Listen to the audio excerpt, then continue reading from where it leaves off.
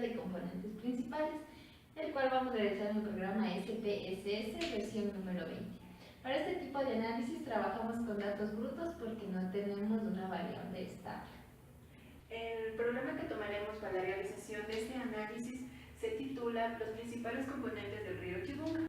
Una vez abierto el programa, vamos a vista de variables y en la columna de nombres colocamos las variables que vamos a analizar. En este caso tenemos oxígeno disuelto, conductividad, manganeso, plomo, cobre, y así sucesivamente vamos colocando la lista de otras variables que las analizaremos posteriormente. Colocar toda la lista de variables, vamos a vista de datos y empezamos a poner en cada columna los resultados obtenidos de cada parámetro.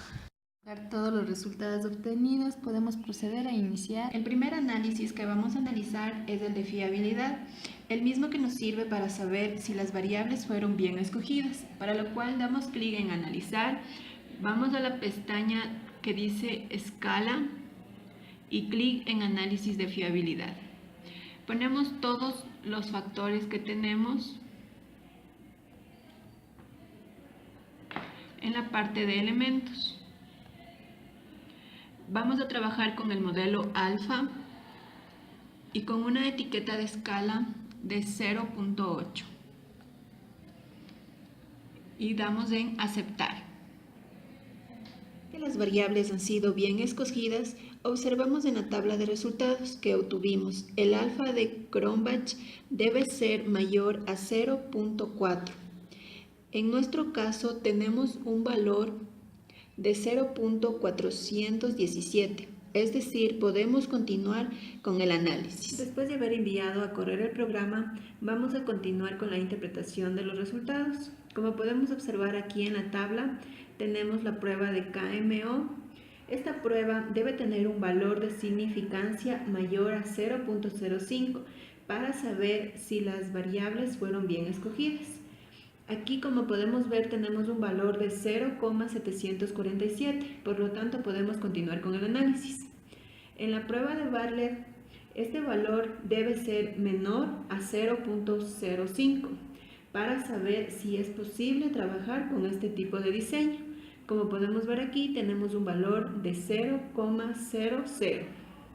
Para poder explicar acerca de las matrices de correlaciones, vamos a guiarnos en los siguientes parámetros. Como podemos observar aquí, de 0.8 a 1 tenemos una correlación fuerte, de 0.5 a 0.7 correlación media, de 0.0 a 0.49 correlación débil, de menos 0.5 a menos 0.7 una correlación muy débil, y de menos 0.8 a menos 1 no existe correlación. En la tabla de matriz de correlación, según los parámetros ya explicados, vamos a analizar la siguiente tabla. Como podemos observar aquí, existe una correlación entre el aluminio y el manganeso, que tiene una correlación de 0,888. Esto quiere decir que tiene una correlación fuerte. Aquí, como podemos observar, tenemos otra correlación entre el cobre y el vanadio, con un valor de 0,18, por lo que esta correlación se encuentra dentro de la correlación débil. Por lo tanto, nosotros podemos concluir que un factor no se ve afectado cuando el otro factor cambia. Respecto a la tabla de comunalidades, esta nos va a permitir saber el grado de importancia individual de cada uno de los factores dentro del problema. En nuestro caso, en general todos los factores son importantes, destacándose entre los 3 primeros lugares el aluminio, DBO5 y coliformes totales. En la tabla de varianza total explicada vamos a poder conocer de los componentes anteriormente indicados qué porcentaje indica cada uno del problema.